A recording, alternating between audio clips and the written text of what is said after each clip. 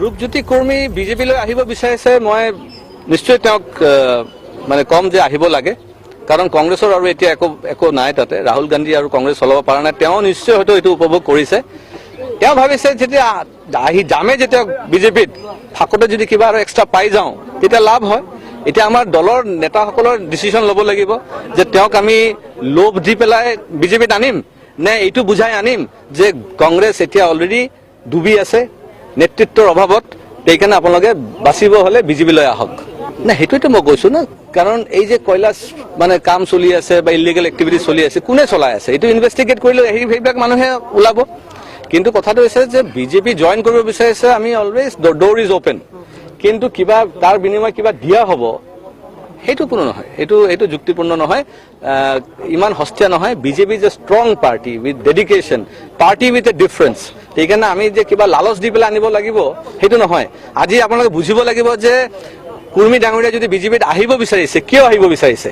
তেওঁ এইটো ফিল কৰিছে যে আগন্তুক দিনত 2021-ত তেওঁৰ জিকিবলৈ টান হ'ব, মৰিয়ানীত তাতে জিকিবলৈ টান হ'ব তেওঁৰ।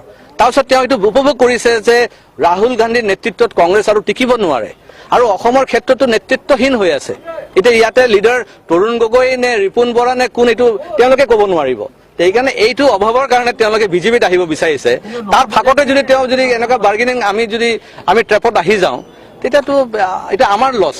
এই যে সিন্ডিকেট বিলাকৰ যদি আমি কথা কওঁ, বেচিকেলি সিন্ডিকেট মানে কি, group of people led by আকৌ বাংলাদেশী মুছলিম। কাৰণ তাহাঁতৰ একো ভয় নাই, তাহাঁতৰ একো চিন্তা নাই।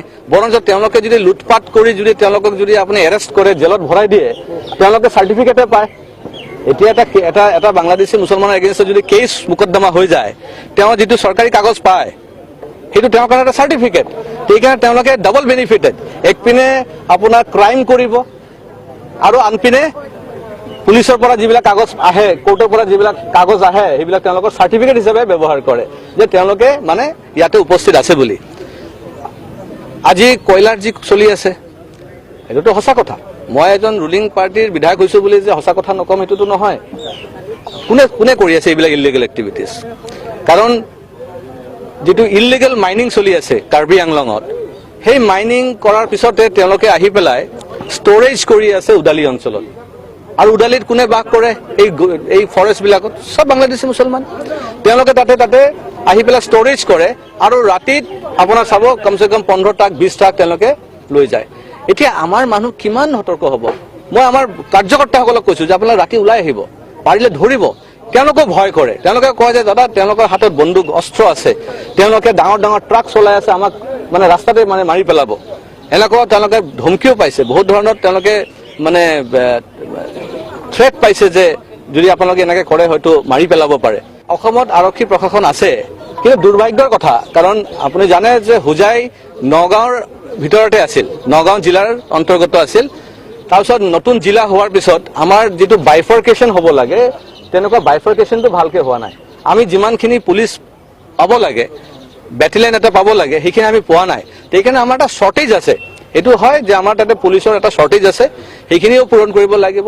ফৰেষ্ট ডিপাৰ্টমেণ্ট আৰু শক্তিশালী কৰিব লাগিব আৰু মানুহৰ মাজতো এৱেৰনেছ আনিব লাগিব। কিন্তু কথাটো হৈছে যেতিয়া কিছু লিডাৰ ডাইৰেক্টলি ইনভলভ হৈ যাব এই কামবিলাকত, ইলিগেল কামবিলাকত, তেতিয়া নেচাৰেলি বহুতে ভয় কৰে ধৰিবৰ কাৰণে। কোনোবাই যদি নিজৰ চিনাকি যদি কেতিয়াবা বিজেপিৰ কাৰ্যকৰ্তা হিচাপে দি দিয়ে, তেতিয়া স্বাভাৱিকভাৱে তেওঁলোকেতো পুলিচ প্ৰশাসনে ভয় কৰে যে তেওঁৰ কিমান শক্তি আছে তেনেকুৱা। সেইকাৰণে ইতিমধ্যে মই কৈছো, মই আগতেও মুখ্যমন্ত্ৰী ডাঙৰীয়াক জনাইছো এই লোকসভা ইলেকশ্যনৰ আগত। খালি ময়ে নহয়, মোৰ লগত শিবু মিশ্ৰ ডাঙৰীয়া, লামডিঙৰ বিধায়ক, তেওঁ মুখ্যমন্ত্ৰী ডাঙৰীয়াক জনাইছে যে আমাৰ তাতে এটা ইলিগেল মানে কাম চলি আছে কয়লাৰ, আৰু সেইখিনি আমি যিমান সোনকালে পাৰা যায় বন্ধ কৰিব লাগে। আৰু আমি সুখী হৈছো যে ইতিমধ্যে মুখ্যমন্ত্ৰী ডাঙৰীয়া এটা এডভাইজৰী পঠাইছে SP সকলৰ ওচৰতে যে এই ধৰণৰ কাৰ্যকলাপ যদি হৈ আছে ইনভেষ্টিগেট হ'ব লাগে আৰু ইমিডিয়েটলি বন্ধ হ'ব লাগে।